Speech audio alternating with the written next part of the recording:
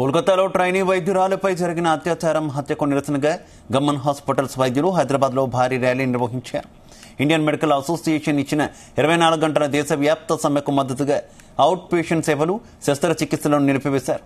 అత్యవసర సేవలు యథావిధిగా కొనసాగాయని హాస్పిటల్ వైద్యులు తెలిపారు. ఇక ఆరోగ్య నిపుణులపై పెరుగుతున్న హింసను అరికట్టడానికి కఠినమైన చట్టాలు తీసుకురావాలని డిమాండ్ చేశారు. ఇక Gaman hospitals managing director doctor Nandakishore ముఖ్యంగా శిక్షణలో ఉన్న వారి భద్రత చాలా ముఖ్యమన్నారు.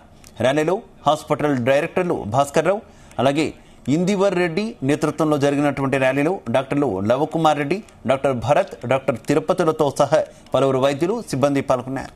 ఐఎంఏ వారి పిలుపుకి సంపూర్ణ మద్దతు ప్రకటిస్తూ ఈరోజు గమన్ హాస్పిటల్లోని అన్ని రకాల వైద్య సేవలు నిలిపివేయడం జరిగింది. దీనికి సహకరించిన మా సిబ్బందికి, వైద్యులకి, యాజమాన్యానికి మరొకసారి ధన్యవాదాలు తెలియజేసుకుంటూ ఇలాంటి సంఘటనలు మరెన్నడూ పునరావృతం కాకుండా ప్రభుత్వాలు బాధ్యత తీసుకోవాలని వారికి విజ్ఞప్తి చేస్తూ ఈ దాడిని ఖండిస్తూ వారికి సత్వరమే న్యాయపరమైన రక్షణ, న్యాయము అందించాలని కోరుకుంటూ గమన్ యాజమాన్యం ఈ సందర్భంగా మరొక్కసారి ఆ కుటుంబానికి ప్రగాఢ సానుభూతిని తెలియజేసుకుంటున్నాం.